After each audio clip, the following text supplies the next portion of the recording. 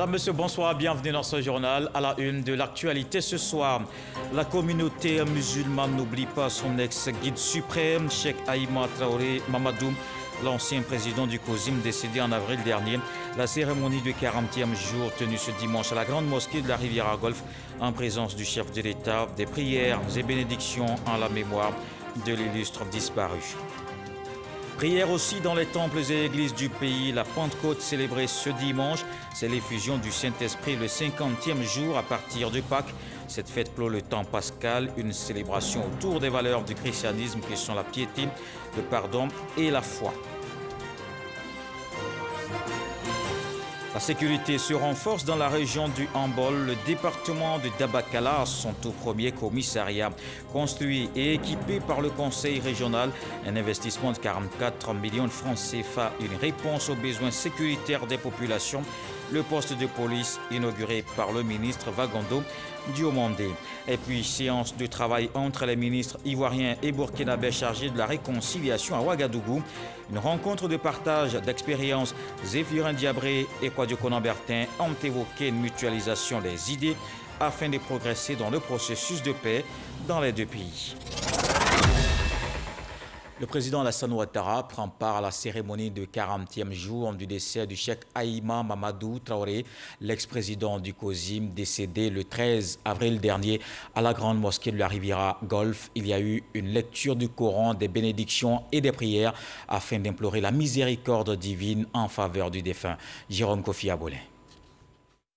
Il est décédé le 13 avril dernier. La communauté musulmane de Côte d'Ivoire ne l'oublie pas. À l'ex-président du COSIM, Cheikh Aïma Mamadou Traoré, elle a rendu ce dimanche les hommages des plus dignes à travers la cérémonie de 40e jour de son rappel à Dieu.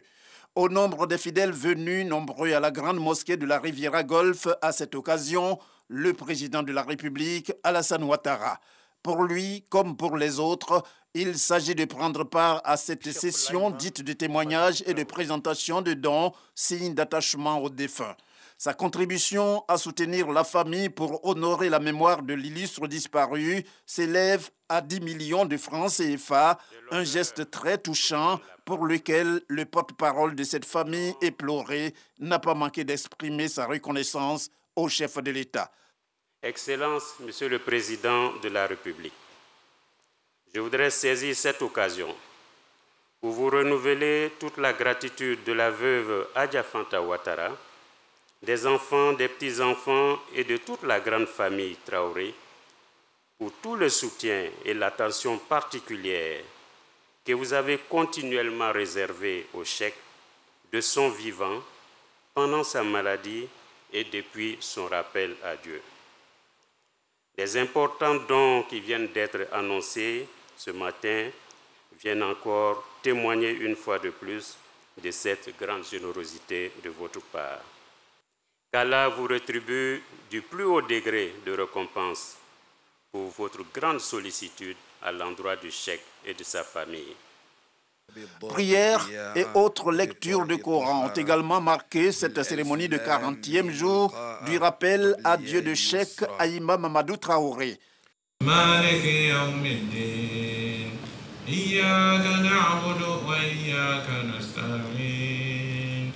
Avant de quitter la mosquée, le président Alassane Ouattara a fait un tour d'honneur, une façon pour lui de dire merci à ses fidèles musulmans pour leur pensée envers feu Cheikh Aïma Mamadou Traoré et aussi pour leur prière en vue d'une paix durable en Côte d'Ivoire.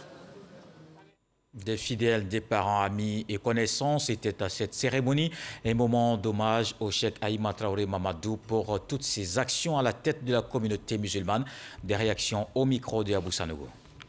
C'est d'abord un humain qui est parti, mais surtout un homme qui a été extrêmement important pour la vie de cette nation, en particulier pour celle de la communauté musulmane. Nous ne pouvons prier le Seigneur qu'il lui fasse miséricorde, qu'il lui facilite la vie tombale, et qu'il fasse que le paradis soit sa dernière demeure. C'est très réconfortant de constater que toute la communauté a rendu un hommage mérité à ce grand homme dont tout le monde s'accorde à dire que la sagesse, la mesure, la pondération était vraiment sa marque. C'était également un grand imam qui a beaucoup donné à la communauté. Dieu lui accorde son paradis. Dieu peut permettre que de poursuivre les actes qu'il a posés et fasse que la Côte d'Ivoire ne connaisse rien d'autre que la paix. Il aura fait ce qu'il a pu professionnellement, il aura fait ce qu'il a pu pour la communauté musulmane, mais je retiens de lui quelqu'un de profondément humain. C'est le petit frère de la mère à mon père. Le réconfort du président de la République et du gouvernement est de nature à nous donner de l'espoir. Pour dire que, certes, le Cheikh Haïma, mon grand-père, est parti, mais il est avec nous parce qu'il a laissé de bonnes impressions à toute la communauté. Je suis venu dire merci à mon imam Traoré. Je l'appelais toujours papa, papa. La vérité, moi, il m'a soutenu. 40 jours après, on est venu pour prier, faire les sacrifices pour que Allah subhanahu wa ta'ala ait pitié de son âme, l'accueille en son paradis et fasse en sorte que toutes les bénédictions lui parviennent dans l'au-delà. Chez les chrétiens, c'est aussi jour de prière ce dimanche, la fête de la Pentecôte. Les fidèles catholiques d'Abobo-Doumé, dans la commune d'Atekoubé, ne sont pas restés en marge des festivités. Ils ont célébré l'événement aujourd'hui, une commémoration en présence du maire d'Anhaut-Paulin. Le reportage de Michel Digré. Les disciples du Christ furent tous remplis du Saint-Esprit et se mirent à parler en d'autres langues. C'est l'un des faits marquants de l'histoire de la Pentecôte. Et à la paroisse Saint-Vincent de Paul d'Abobo-Doumé, la langue est priée ce jour s'est invitée au cours du prêche.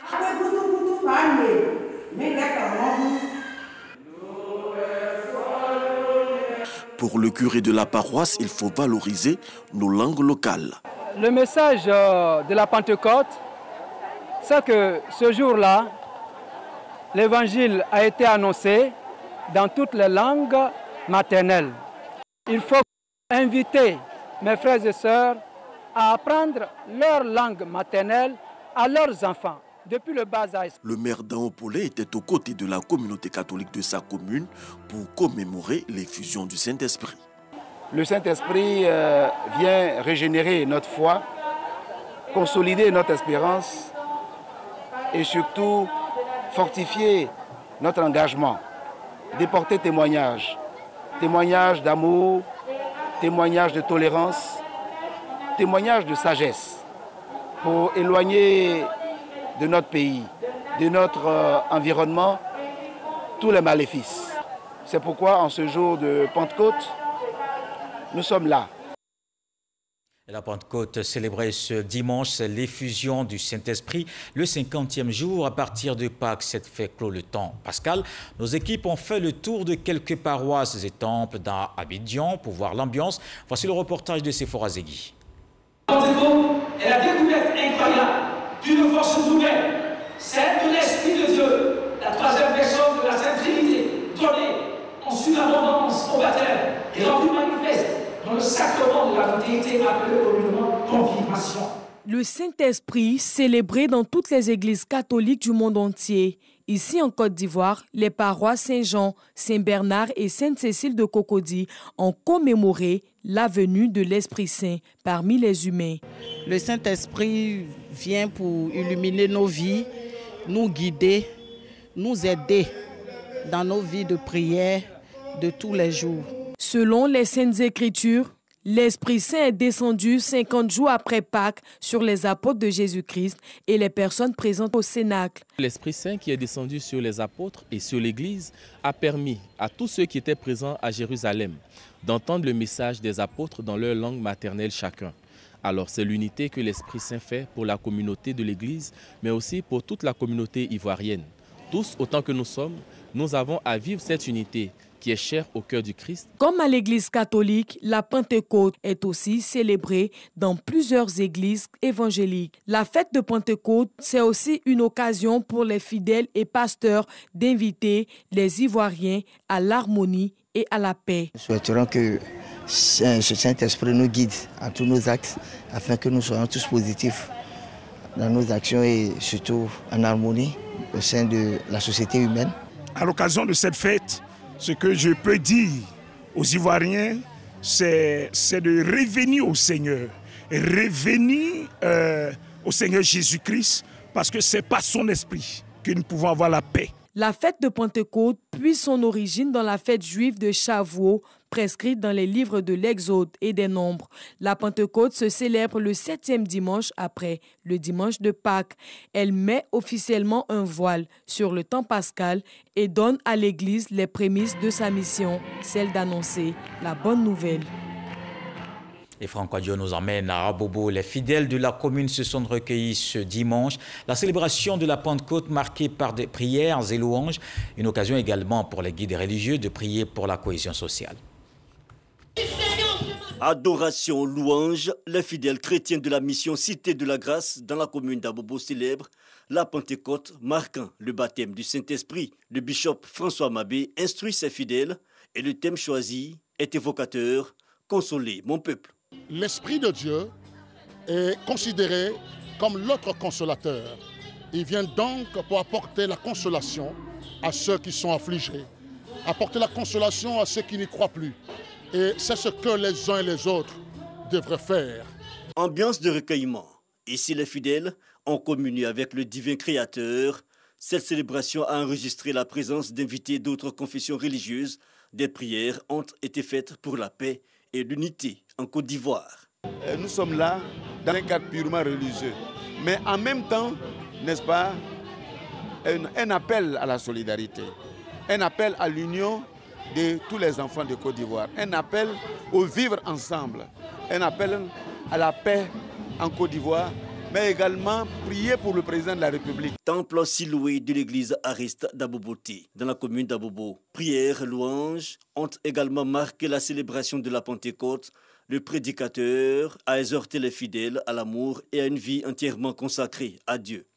Nous avons placé cette Pentecôte sous le signe de la paix retrouvée, de la réconciliation recherchée et la cohésion. La Pentecôte célébrée le 7e dimanche, soit 50 jours après le dimanche de Pâques, les chrétiens de la communauté ont saisi l'occasion pour exprimer leur reconnaissance à Dieu à travers des dons en numéraire. On change de sujet et le tour de l'actualité nous emmène ce soir dans la région du Hambol.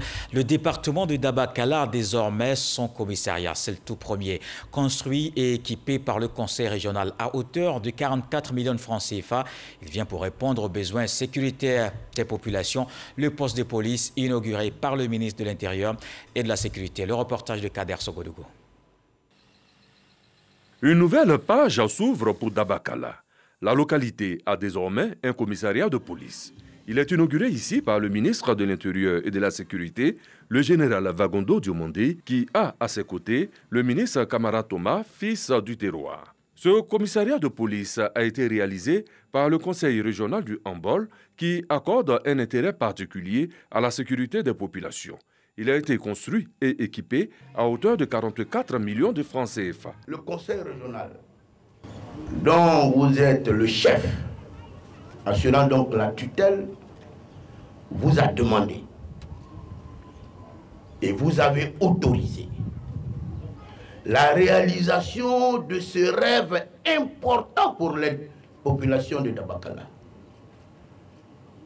Rappelons à toutes fins utiles que Dabakala est département depuis 1975 et c'est sous la gouvernance de son Excellence, Monsieur le Président de la République, Monsieur Alassane Ouattara, que Dabakala inaugure son premier commissariat. Nous aménageons cet espace à l'effet de rassurer les opérateurs économiques, mais surtout les populations de la ville de Dabakala. 55 agents de police, commissaires, officiers et sous-officiers, un véhicule de type 4x4. La prise de service est officielle et au ministre Vagondo Diomandé de dire. Les locaux que nous inaugurons aujourd'hui présentent toutes les spécifications exigées pour son emploi en tant que commissariat et en qualité de commissariat d'un type nouveau.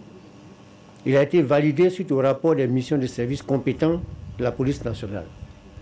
Il comprend 9 bureaux, un poste de police et une chambre de sécurité. Le commissaire, l'officier et les sous-officiers ont été affectés et ont pris fonction à leur poste. Chère population, chers parents, je vous présente votre commissaire. Le commissaire Kwadio Jean-Joël. Pour faciliter l'intégration de ces policiers à Dabakala, le président du conseil régional du handball, Ibrahim Khalil Konaté, a mis à leur disposition la cité Ado qui comporte 30 villas. Le renforcement de la cohésion sociale est au centre de cette mission qu'il effectue au Burkina Faso. Le ministre de la Réconciliation nationale et son homologue burkinabé ont eu une séance de travail. Kwadio Konan-Bertin et Zéphirin Diabré en phase pour assurer à leurs pays respectifs la stabilité et la tranquillité. Des experts ont travaillé sur les questions de mutualisation des efforts. Envoyé spécial à Ouagadougou, Éric Goré. Échange d'expériences entre Ivoiriens et Burkinabés pour un apport considérable à leur politique de réconciliation nationale. Kwadio Konan-Bertin de la Côte d'Ivoire et Zéphirin Diabré du Burkina Faso ainsi que leurs collaborateurs partagent le savoir-faire en matière de réconciliation nationale. Ces deux personnalités savent qu'elles n'ont pas le droit d'échouer ni de décevoir. Alors, elles unissent leurs forces en se donnant les moyens pour faire un diagnostic profond sur la situation que traversent leurs pays respectifs. Nous avons mis 10 ans à rebâtir cette paix-là. La réconciliation, je me plais à le dire, comme Oufo disait, la paix, ce n'est pas un vain mot, c'est un comportement. La réconciliation aussi ne peut pas être un vain mot. Ça doit être un comportement, et ça, j'insiste là-dessus, le comportement de chacun d'entre nous, de tous les instants. Faire en sorte que chaque pas que nous posons aille dans le sens de consolider la paix et la cohésion sociale. Le ministre Kwadio Konan-Bertin a tout dit sur les raisons de cette visite-là. Nos deux ministères traitent d'un sujet qui est commun et nos deux pays sont liés par tant de liens qui font que les questions de réconciliation de l'un de nos pays a des prolongements dans l'autre pays sur certaines dimensions. Même si ce n'était pas le cas, un échange d'expérience est toujours très enrichissant. À court terme, ces deux ministres de la Réconciliation nationale entendent réduire considérablement les conflits communautaires, unir aussi les responsables des partis politiques et leurs militants, tout en les engageant à mettre l'amour de la nation avant tout. Ces missionnaires de la Réconciliation nationale veulent faire prendre conscience à tous ces acteurs politiques et leurs sympathisants qu'en politique, on est adversaire et non ennemi. Ici en Côte d'Ivoire, la conférence des femmes leaders des régions tenue à Abidjan. Cette rencontre vise à contribuer à l'émergence d'un leadership féminin, les femmes appelées à une pleine participation à la vie politique, économique et sociale. Patricia Omouetia. Femmes élues, femmes chefs d'entreprise, femmes leaders politiques, elles étaient toutes présentes ce jour pour participer à la conférence des femmes leaders de notre pays. On a du travail encore à faire, en tout cas pour renforcer la participation politique des femmes dans les assemblées élues. Aujourd'hui, il est essentiel que les femmes contribuent de façon significative au développement des collectivités locales et partant au développement de notre pays. La femme reste le socle de la famille. Ainsi donc, aucun développement ne peut se faire sans l'apport de la femme. Pour le président de l'Assemblée des régions et districts de Côte d'Ivoire, ARTCI, aujourd'hui, seules 2 femmes sont présidentes de conseils régionaux. Représentant le Premier ministre, la ministre de la Famille, de la Femme et de l'Enfant a indiqué que la principale innovation de cette conférence s'inscrit dans le cadre de la mise en œuvre du projet d'appui aux autorités régionales et locales à travers des initiatives concrètes d'insertion socio-économique. Au nombre des obstacles qui sont à la base de cette faible représentation des femmes dans les instances de développement local se trouvent les pesanteurs culturelles, les inégalités du genre, les stéréotypes sexistes en défaveur des femmes dans nos sociétés africaines. Au thème de la conférence, un ensemble de recommandations sera élaboré et annoncé en vue d'un plaidoyer sur le leadership des femmes engagées au niveau régional et local afin de susciter la mise en place d'un réseau de femmes leaders pour servir de modèle aux jeunes. 3 jours après les incidents sur des ressortissants nigériens à Abidjan suite à un fake news d'une vidéo sur les réseaux sociaux, l'heure est au pardon et à la réconciliation. La ministre d'État, ministre des Affaires étrangères, de l'intégration africaine et de la diaspora, Kamdia Camara, accompagnée par les ministres Miss Belmom Dogo et Alcide Didier, a rencontré ce dimanche à Abobo une délégation ministérielle venue du Niger. Cette délégation nigérienne était conduite par le ministre de l'Intérieur et de la décentralisation du Niger, accompagnée pour la circonstance par le ministre de l'intégration africaine. Ensemble, ces deux délégations ont fait le tour des victimes à Boboté et à Nador, à Williamsville, à Bromakoté, à Djamé et à Yopougon. La ministre d'État Kamdia Camara et celui de l'Intérieur du Niger ont prôné ensemble la paix et le vivre ensemble. Je vous emmène dans la région du Gor. La ministre de la Solidarité et de la lutte contre la pauvreté aux côtés des populations des Guibérois, la localité dont elle porte la parole au Parlement. Miss Belmondogo a mis en service un château d'eau potable à Ziriwa. L'ouvrage va permettre de soulager plus de 3000 habitants de la localité. Walter Amadou Ouattara. Fin du calvaire pour les femmes de Ziriwa dans la sous-préfecture de Guibérois. Elles, qui sont en première ligne dans la quête de l'eau potable, n'iront plus la chercher à des kilomètres du village. Situé à 7 km de la commune de Guibérois, Ziriwa vient d'être doté d'une mini HVA d'une capacité de 6000 litres, financée à environ 8 millions de francs CFA. Je remercie Madame le ministre pour tout ce qu'elle a fait pour nous, pour le château qu'elle nous a donné. On souffre ici. Aujourd'hui, on a eu le château, mais on va dormir avec toute la nuit. La mise en service de ce mini château d'eau avec 2 bornes fontaines de 5 pompes s'est faite lors d'une tournée initiée dans les localités de Dignago, Galebouo et Guibérois par Miss Belmom Dogo, députée de la circonscription.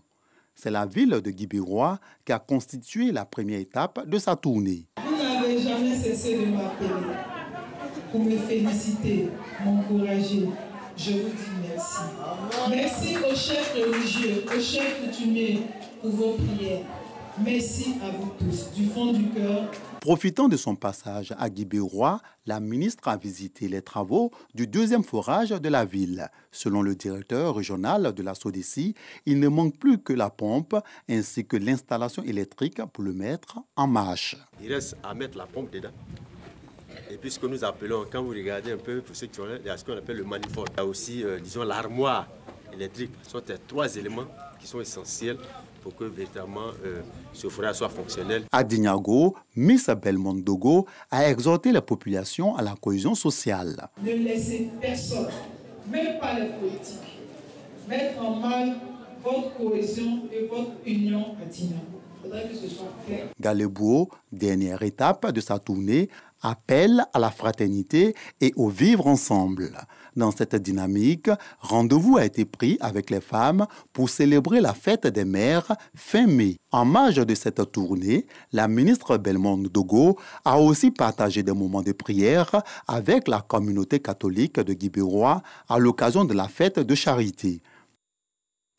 Le gouvernement veut éviter les pertes en vie humaine et les dégâts matériels lors des inondations. Parce que c'est déjà les fortes pluies, notamment à Abidjan. L'Office national de la protection civile identifie alors les zones à risque. On le voit avec Rascando. Quartier Sagbé dans la commune d'Abobo. Ici vit Sekou depuis 20 ans. Il dit être confronté à des difficultés pendant la saison des pluies. Quand il pleut, l'eau remplit complètement sa rampe dans la cour là. L'eau là, ça t'attrape là. Là maintenant, on sort 2 mois, 3 mois.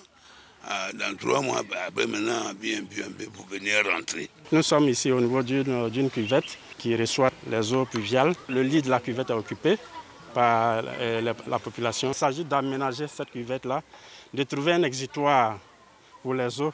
Les flancs sont occupés par la population riveraine. Donc il faut libérer les flancs de la cuvette et trouver un aménagement adéquat pour pouvoir drainer ces eaux-là. 0 dégâts, 0 victimes pour la saison des pluies 2021, c'est la vision du gouvernement. Pour réussir ce pari, l'Office national de la protection civile et des acteurs de lutte contre les inondations investissent le terrain pour identifier les sites à risque. À Bobo Sagbé, derrière Rail, Banco et PK18 sont les sites visités. Quand il pleut, il y a des enfants qui viennent et qui glissent, qui tombent dans le caniveau et l'eau les emporte. Ma serveuse même a été emportée par l'eau parce qu'elle était sortie pour aller payer quelque chose. À son retour, elle a glissé, elle est tombée, elle est partie. Pour éviter de tels désagréments, la mairie d'Abobo entend accentuer la sensibilisation. Nous avons réactivé les comités locaux que nous avons dans ces zones à risque. Nous avons déjà tenu une grande réunion pour les mettre en mission, pour nous rapporter tout ce qui est problème qui peuvent amener, n'est-ce pas, à apporter du secours. À l'endroit des populations, nous avons déjà lancé des messages, il y a eu des rencontres déjà pour demander aux populations des zones à risque, n'est-ce pas, de les libérer. Selon l'Office national de la protection civile, le mois de mai sera consacré à l'identification des sites à risque et le mois de juin à la sensibilisation des populations et des déguerpissements volontaires ou forcés. La première pierre du port sec de Ferké posée le vendredi dernier. C'est un important projet pour la sous-région. La question était au cœur du Dimanche Magazine sur 13h. Herman Guivet a reçu Alcide Diédier, ministre délégué chargé de l'intégration africaine et de la diaspora. Il s'est prononcé sur les opportunités de cette infrastructure pour les opérateurs économiques et les populations. Je vous invite à suivre un extrait de l'entretien. Des retombées importantes, d'abord pour les opérateurs économiques. Ils auront plus de fluidité, plus de proximité. C'est-à-dire vous avez des opérateurs qui sont de la région ou qui sont au Burkina Faso ou au Mali. C'est un gain énorme. Au lieu de venir sur le port d'Abidjan, il y a un port à Ferké-Sédougou. Il y a un endroit de transit pour les marchandises. Et avec la douane, tout ce qui est dans un port comme le port d'Abidjan, toutes les composantes y sont, à part la mer. Et donc, c'est un point avancé pour ces ports d'Abidjan et San Pedro. Donc, il y a une facilitation, il y a une fluidité pour les opérateurs économiques. Et pour la population, il y a des opportunités d'emploi, de création d'emplois. Emploi direct et indirect également. Voilà, emploi direct et indirect. Donc, c'est vraiment un grand pôle de développement qui est créé, que le président de la République vient d'offrir à la Côte d'Ivoire et à la sous-région. Il y a à peu près un peu plus de 7 milliards de francs CFA qui sont prévus pour recaser la population. Des constructions seront faites et pour permettre les indemnisations. Et les indemnisations ont déjà commencé pour certains. Ceux qui ont gagné le marché, c'est-à-dire l'entreprise chinoise Complante, mais toute la sous-traitance est faite par des entreprises ivoiriennes et donc ce sera entre Complante et ces entreprises selon des critères bien précis. Et bien sûr l'expertise ivoirienne, notamment le BNET, qui va contrôler les travaux pendant les 30 mois. Le port sec sera livré au premier semestre de 2024. En attendant, il y a une augmentation du prix du kilogramme de la viande sur les marchés, alors que les ministres Souleymane Diarra Souba et Sidi Touré ont échangé avec la filière, les acteurs de la filière sur le respect du plafonnement des coûts. On va se rendre à Kambassam et à l'abattoir de Port-Boué pour faire le constat dans nos prochaines éditions. Comme tous les dimanches, place autour du monde de l'actualité avec Sidonie Davila. Ce soir, on va voir ce qui a marqué cette semaine d'information dans le 7 sur 7.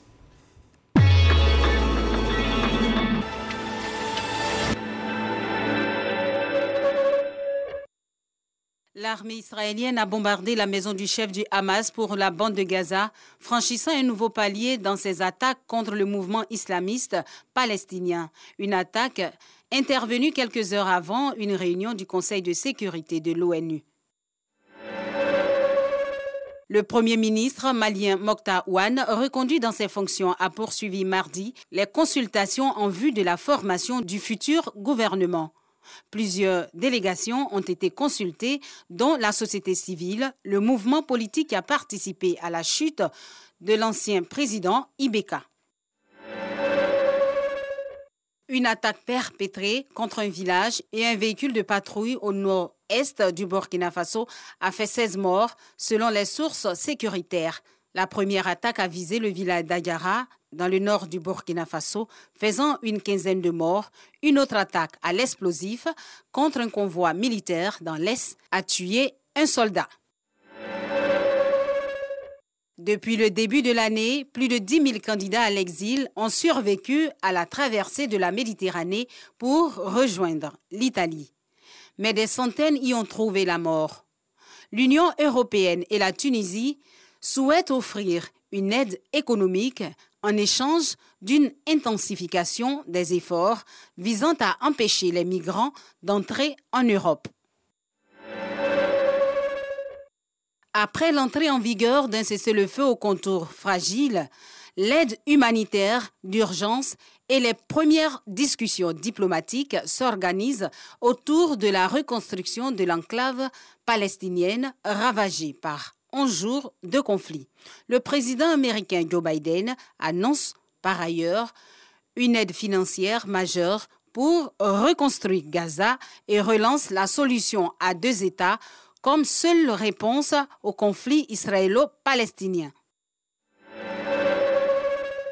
De la grêle, des pluies glaçantes accompagnées de vents violents se sont abattus samedi après-midi sur les coureurs qui se trouvaient à haute altitude dans la forêt dans le nord-ouest de la Chine.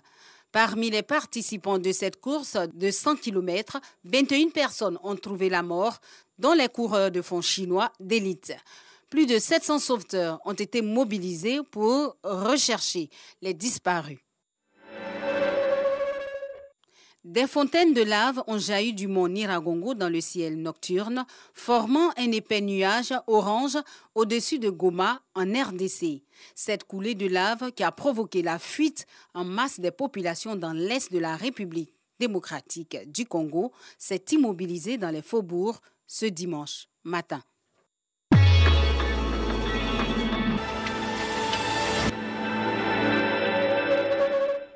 Voilà qui met un terme à ce journal. Merci de l'avoir suivi. Retour de l'actualité 23h avec Abdoulaye Koné. On se quitte avec ce que dit le sage ce soir.